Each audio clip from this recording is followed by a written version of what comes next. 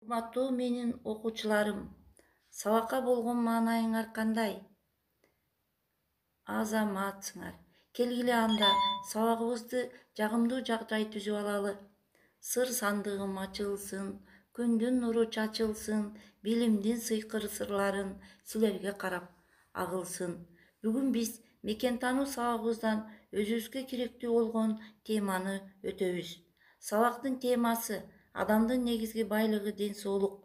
Сабактын максаты окуучулар адам жана ден соолук жөнүндө маалымат алышат. Теманы окуу менен мугалим берген түшүнүктөрдү окуп толукташат.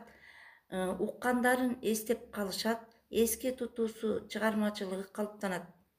Окуучулар тыкандыкка, тазалыкка, өздүк гигиенаны сактоого, ден соолугу үчүн кам көрүүгө тарбияланышат. Адамдын негизги байлыгы ден соолук. Оорулар көп учурда адам өзүнүн ден соолугуна кам көрбөгөндүктөн келип чыгат.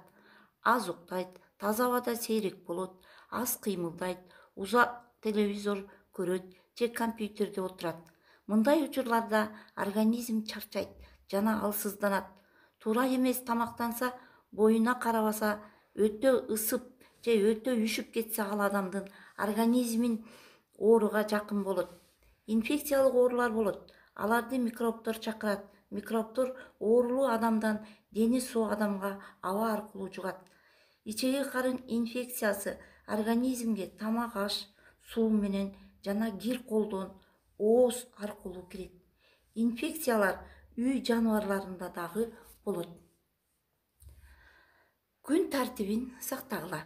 Адамдын организми көптөгөн инфекциялар менен күрөшөт. Силер бул иште организмдерге жардам бере аласыңар.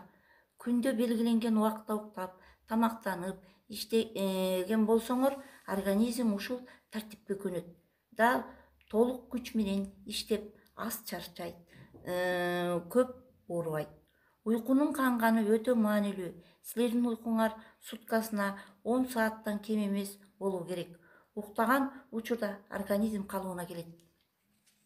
Организмди чыңда, ден соолук чың, адам суук тийген илдеттер менен оорубайт. Ден соолугун чыңдоого күн, суу, аба жардам берет. Күнгө күйгөндө денени чыңдоого жардам берет. Күндүн нурлары организмди витаминдер менен калыптандырат. Эртең менен 9-дан 11-ге чейинки кечки саат 16-дан кийин күнгө күйсө болот. Таза абада көбүрөөк болгула, ойноп, спорт менен машыгат, зарядка жасагыла. Өз бөлмөңөрдү тез-тез желдетип тургула. Уктаганда форточканы чала жаап койгула. Суу денени мыкты чыңдайт. Эртең мененки зарядкадан кийин сууга чайканып, денеңерди нымдуу сүлгү менен сүрткүлө, жайкысын таза көлмөлөргө түшкүлө. Эстеп калгыла, адамдын негизги байлыгы ден соолук. Ал үчүн таза аба, суу менен достошкула. Ооруп калсаңар, врачка кайрылып, айткандарын аткаргыла. Бышыктоо. Эми балдар сабагыбызды бышыктап алалы. Мен силерге суроо берем, ошол суроолорго жооп бергиле. Биринчи, кандай жугуштуу ооруларды билесиңер? Экинчи, адамдар эмне үчүн ооруйт?